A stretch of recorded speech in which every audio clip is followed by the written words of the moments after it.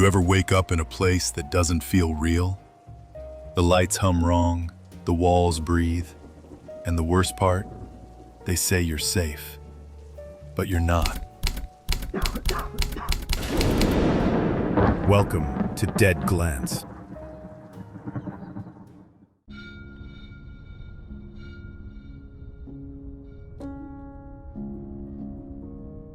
Eli's eyelids fluttered open under a flickering light.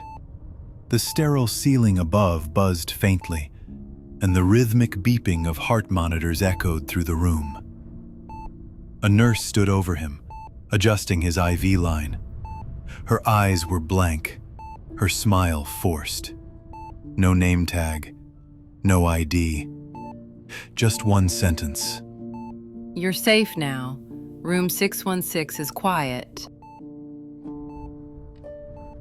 He blinked slowly. His head throbbed like something had cracked inside. He tried to sit up, but his limbs barely responded. Flashes came, brakes screeching, headlights, his sister's scream. Then, silence.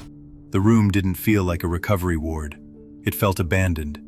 The air was thick, still, as if no one had breathed in it for years. Can I talk to my sister? The nurse turned slowly, her head tilting a second too late, like the motion was delayed. Her lips curved, but her eyes remained empty. She was discharged. But Eli remembered her in the passenger seat, her voice, her fear. There was no way she left before him. He reached for the phone beside his bed, dusty, yellowed with age. The buttons clicked loudly, almost too loud for such a quiet place. He dialed the nurse's desk. No ring, no click, just a low murmur. Whispers bled through the receiver, a dozen voices overlapping, layered over each other in chaotic harmony. He dropped the handset. What should Eli do? Stay in bed and wait, or explore the hallway?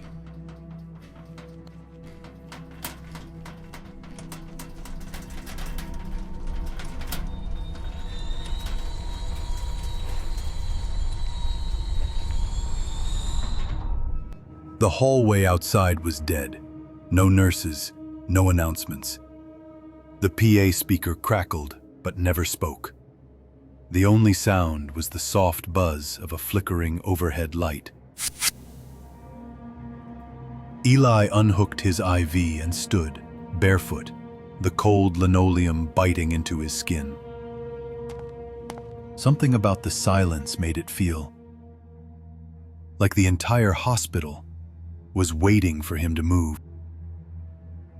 The layout made no sense. Corridors folded into themselves like paper. He turned a corner, and there was the same hallway, same trash can, same flickering vending machine. Elevators opened to blank walls. Room 617 didn't even have a door frame. It was just missing, like it had been erased. Hello? Anyone? From the far end of the hall, a man appeared, in scrubs, dragging a foot behind him. His limbs moved like marionette strings were tangled. When he opened his mouth to speak, no words came out, only the sharp tone of a heart monitor. Eli stumbled back into room 616, slamming the door shut behind him. On the bed sat a file, his patient file. But every word, every diagnosis, every date was blacked out, scribbled over, except for the final line. Do not resuscitate. Already occupied. His hands trembled as he dropped it. He turned to the window, saw himself reflected in the glass, but something was off. Behind him, on the bed, someone lay still. It was him. Same bruises, same IV, same face, but this version sleeping peacefully. Who are you? The figure didn't move, but its lips curled faintly. You woke up too soon. Something deep inside him twisted. That wasn't sleep. It was waiting. The door creaked open. The nurse walked in again, but her face was wrong. Hairline cracks spread across her cheeks like fractured porcelain. Let's adjust your sedation. You're not ready for discharge. Eli backed away, knocking over a tray. The nurse crouched to pick them up, her spine contorting backward, bones reversing their joints. When she stood again, she was twice as tall, head brushing the ceiling tiles. What should Eli do now? Jump out of the window? Or hit the nurse and run?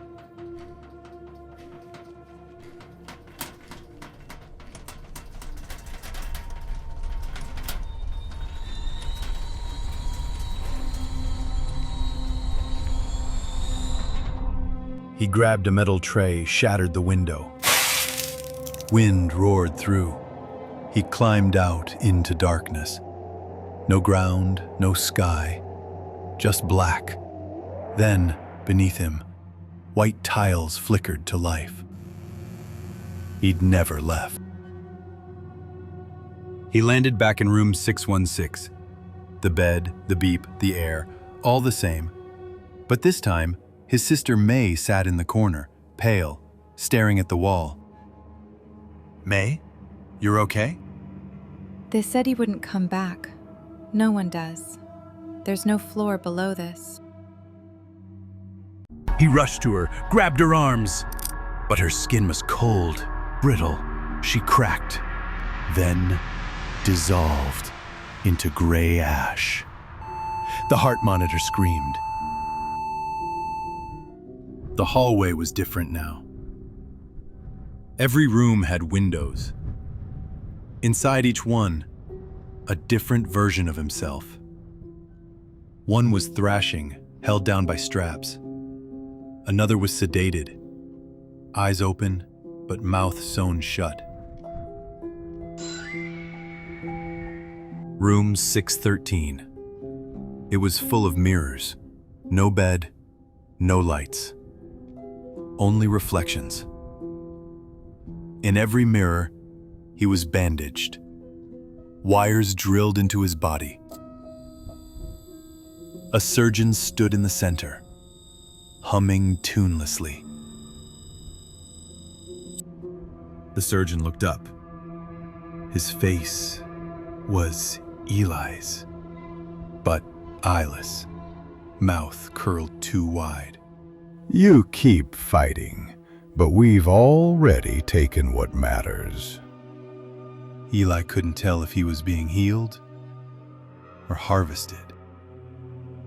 What Eli will do: run to room 617 or confront the surgeon.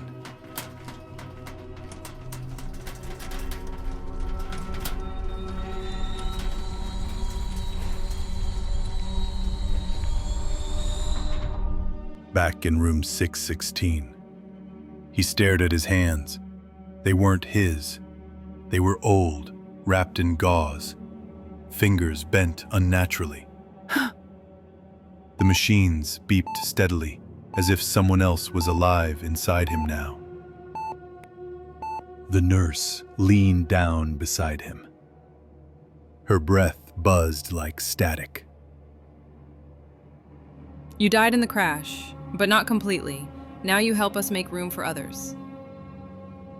Outside room 617, the door creaked open. A new patient stepped inside. It was you.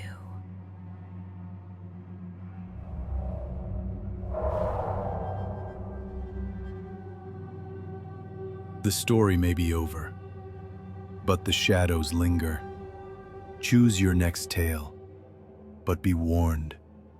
Each click pulls you deeper, and if you're brave enough, hit subscribe. We'll be waiting.